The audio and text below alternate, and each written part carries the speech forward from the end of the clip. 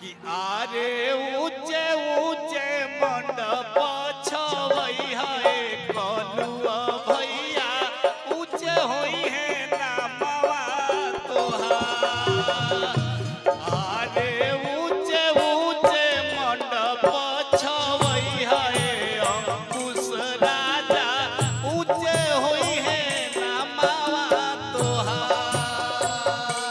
आरे ऊंचे ऊंचे मंडप छवई है कलुआ भैया ऊंचे होई है नामवा तोहार। ए पुनीत कार्य खातिर तहे दिल से धन्यवाद।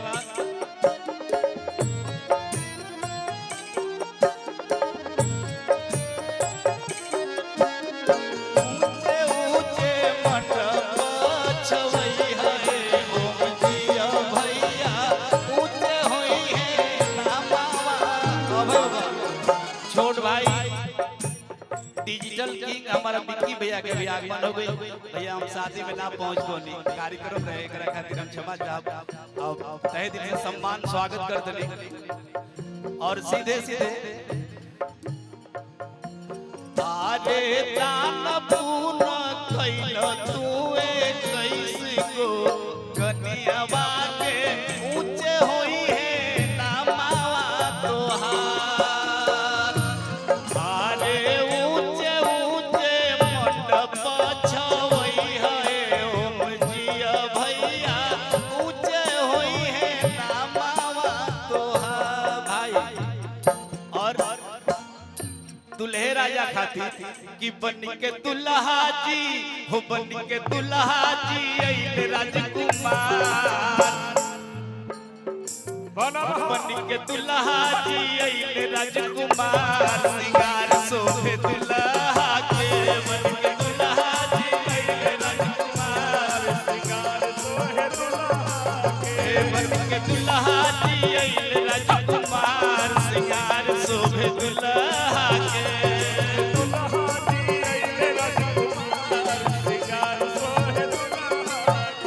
आरे दुल्हा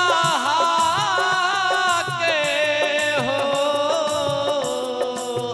कि बन के दुल्हा जी हो बन के दुल्हा जी अइले राजकुमार सिंगार शोभे दुल्हा के। बन के दुल्हा जी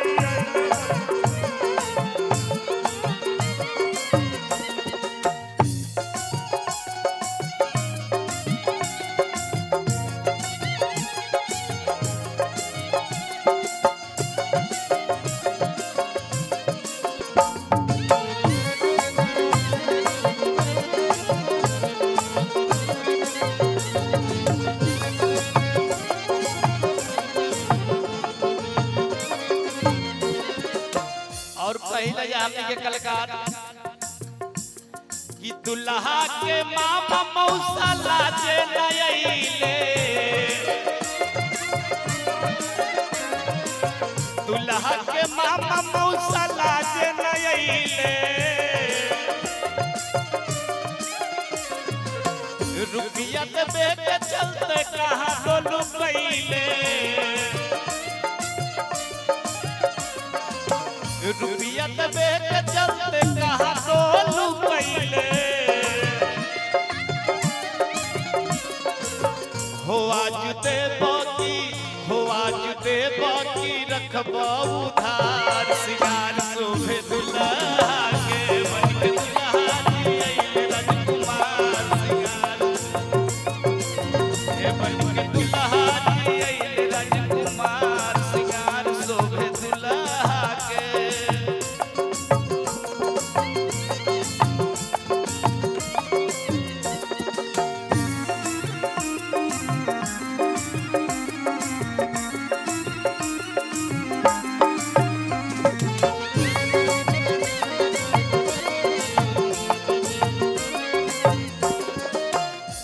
और चलते चलते एक लाइन बाबा भोजपुरी में भिखारी का काका उतरले है कि ऐसन दुल्हा न देखनी नगर में।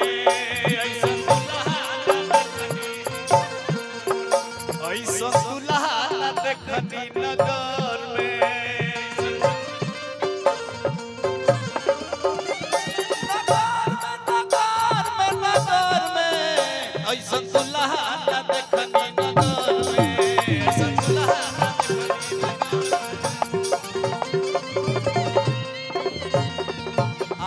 कहो जा आंसू बाबा। सीता के नाता से पाहुन हो गईले,